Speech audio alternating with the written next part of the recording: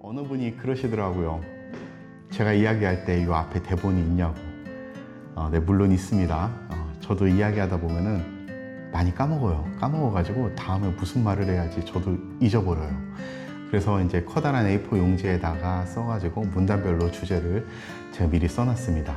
이제 뭐 제목만 보면은 그 안에서 제가 하고 싶은 이야기는 뭐 수많은 사람들에게 그동안 해왔기 때문에 그런 것들은 이미 머릿속에 있기 때문에, 자, 그럼 다시 본론으로 돌아와서 도배를 시작한 사람들이든지 도배를 시작하려고 준비를 하는 사람들에게 선배 도배사들이 수도 없이 이야기하는 것이 있습니다. 바로 열정을 가져라. 도배는 시작했는데 내 삶은 쳇바퀴 굴러가는 것처럼 큰 미래는 보이지 않다고 얘기하시는 분들이 있죠. 조금이 아니에요. 제가 그런 사람들을 제 옆에서 굉장히 많이 봤어요. 제가 처음에는 열정적으로 도배를 열심히 배우면서 잘 달려가요. 근데 어느 시점이 되면 이제 반복된 생활 속에서 이제 매너리즘을 느끼면서 열정도 이제 사그러지게 되는 그런 시점이 오게 됩니다. 그럴 때 필요한 것이 제가 생각할 때는 용기와 도전이에요. 여러분들이 지금 자리 잡은 그 안전지대를 떠나서 또 새로운 도배 세상을, 더 큰 도배 세상을 만나기 위해서는 여러분들의 마음속에는 그 열정이라는 불꽃을 꺼트리면 안 됩니다. 열정만으로 모든 것을 이겨낼 수도 있지만 때로는 그 열정을 가로막을 만큼 큰 벽을 마주할 때도 있습니다. 그럼에도 불구하고 여러분들의 열정의 불꽃을 꺼트리지 않는다면 여러분들에게 한 단계 더 높고 더 큰 세계는 분명히 다가올 수 있습니다. 열정만으로 해결할 수 없는 세계도 있을 수 있어요. 물론 제가 겪어보니까 그래요. 하지만 이 정도의 열정을 가지고 있다면 여러분들의 도배 인생은 분명히 날아올 수 있는 시점이 반드시 오리라 저는 생각을 합니다. 그럼 이 정도의 열정이라고 제가 이야기하는데 그 열정이 도대체 수준이 어느 정도의 수준의 열정을 말하는 거냐. 제가 가끔 삶의 귀감이 되시는 분들에 대한 이야기를 제가 한 적이 있습니다. 저번에는 제가 59세에 수자원공사 공채에 도전하신 분 그 이야기를 한 적이 있었죠. 이번에는 50세에 대학교 졸업을 도전한 어느 한 여사님의 이야기입니다. 대학 입시를 도전한 게 아니라 대학 졸업을 도전했다고 제가 표현한 이유가 있습니다. 이분은 제가 굉장히 잘 아는 여사님이세요. 이분이 옛날 20살이었을 때 우리나라의 어느 여대 생활미술학과를 합격해서 들어갔습니다. 근데 22살인가에 결혼을 하셨어요. 그 여대 학교 학칙 중에 하나가 결혼하면 그 대학을 그만두고 나가야 하는 금혼 학칙이 있던 학교였습니다. 그래서 결혼과 동시에 그분이 중퇴를 하게 됩니다. 그로부터 한 30여 년의 시간이 지나면서 그분한테는 그 학업에 대한 미련이 계속 남아 있었던 것 같아요. 근데 어느 날 그 여대에서 금혼 학칙을 폐지하는 발표가 나왔습니다. 그 당시에는 이제 일찍 결혼하는 것을 이제 막기 위해서 그런 학칙을 만들었다고 하는데 솔직히 그게 맞죠. 요즘 시대가 어느 시대인데 결혼했다고 대학교를 못 다니게 하는 거는 요즘 시대하고는 안 맞는 거죠. 그래서 금혼 학칙이 폐지된 거는 환영하는데 문제는 그동안 그 학칙 때문에 강제로 학교를 그만두게 된 사람들은 어떻게 하냐. 그래서 그 여대에서 금혼 학칙 폐지와 함께 발표한 것이 하나 있었는데 그동안 강제로 중퇴당한 모든 사람들에게 재입학을 허가해 줍니다. 근데 기회는 딱 한 번 있었어요. 2003년에 그 학칙이 폐지되고 그동안 이제 중퇴한 수많은 사람들이 있을 거잖아요. 그 중에 재입학을 원하는 사람들의 복학을 딱 한 번 허가해 준 적이 있었습니다. 나이에 상관없이 원래 다니던 학과로 복학해서 공부해가지고 졸업할 수 있도록 기회를 딱 한 번 줬어요. 그때 재도전하신 분들이 제가 기억하기로 21명인가 20명 초반이었던 걸로 제가 기억을 해요. 다 나이가 있으신 분들이죠. 뭐 50대도 있고 60대도 있고 70대도 있으셨다고 제가 알고 있어요.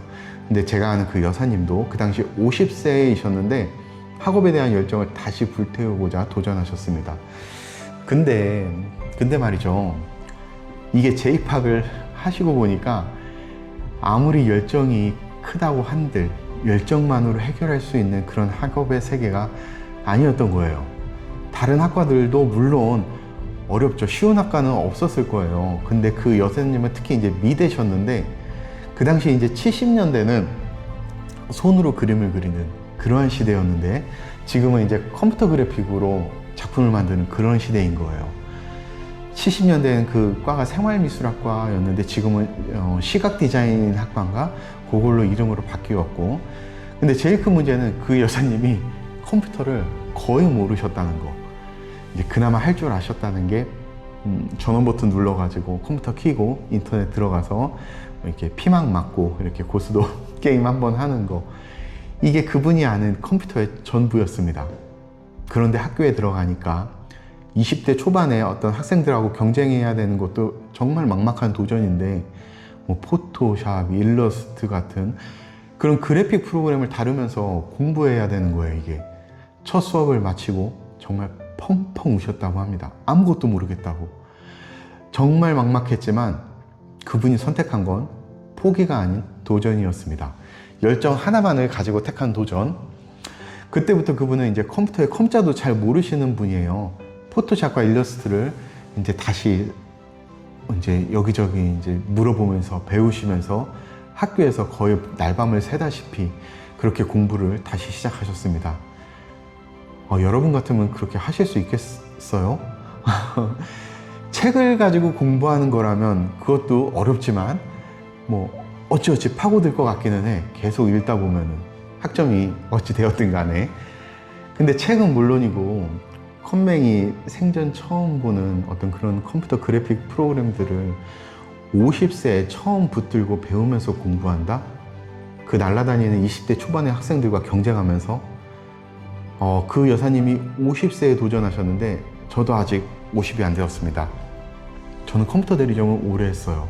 그리고 그런 프로그램도 저는 어느 정도 다루기도 하는데 저보고 하라면 그거 못할 것 같아요. 경쟁도 자신이 없고. 그래서 아마도 그분은 그 과정이 정말 피눈물 나는 그런 과정이었으리라고 저는 생각을 합니다. 결론적으로 말씀드리면 그분의 졸업 성적은 수석이었는지는 확실하지 않은데 올 A로 졸업하셨어요.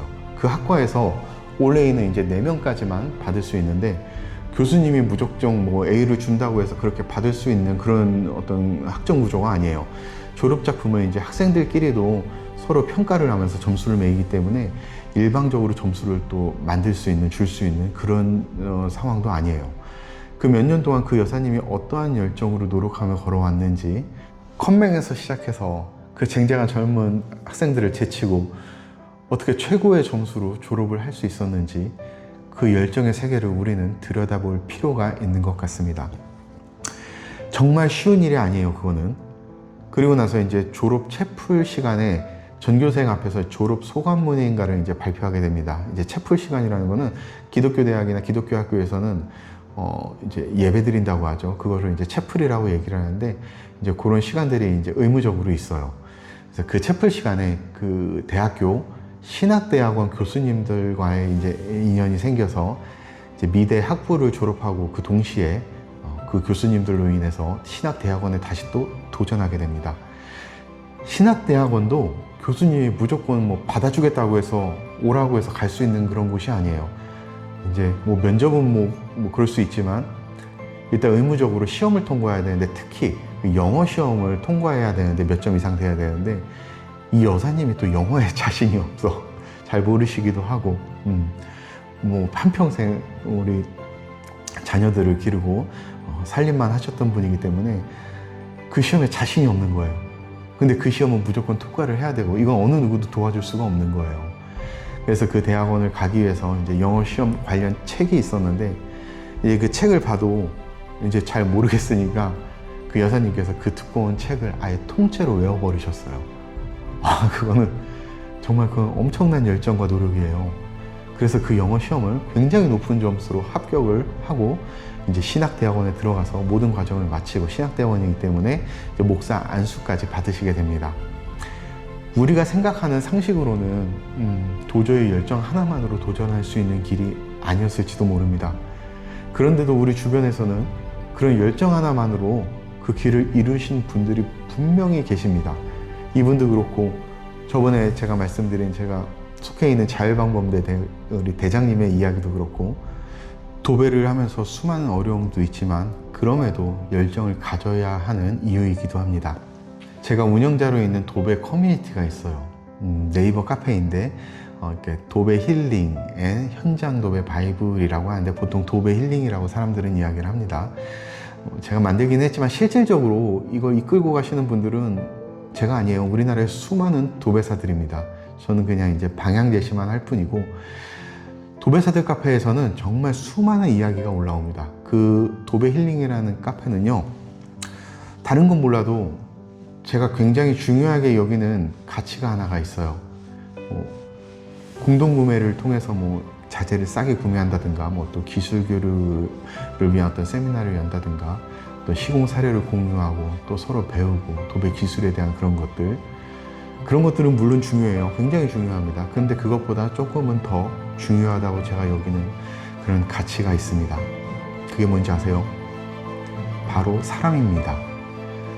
도배 힐링이라는 카페에서의 그 가장 큰 가치의 무게는 사람들, 즉 우리 도배사들이 살아나야 하는 그런 곳이 되어야 한다는 겁니다. 도배사가 살아나야 되고, 그리고 그 도배사들의 가정이 살아나야 됩니다. 무너졌던, 아니 무너져가는 도배사들이 있다면 그들의 마음의 열정이 다시 회복될 수 있는 삶의 이야기들을 나누는 것이 첫 번째입니다. 도배힐링이라는 카페에서 활동하는 어떤 도배사들마다 저마다의 속상한 일, 힘들었던 일, 기뻤던 일들을 나누고 또 서로 위로해주고 또 서로 응원해주면서 서로를 새롭게 세워갈 수 있는 그런 삶의 회복의 바탕이 되어서 어느 누가 이 공동체에 들어오더라도 쉼을 얻고 힘을 얻을 수 있었으면 좋겠습니다. 도배 공사비, 인건비, 도배사를 위한 어떤 정책, 기술, 처우, 또 자재 전부 중요하지만 그것보다 중요한 게 사람입니다. 지쳐 쓰러진 우리 도배사들이, 그리고 그들의 가정과 사업체가 다시 살아나서 날아오를 수 있는 그런 힘을 가진 우리 도배 힐링 카페가 되었으면 정말 좋겠습니다.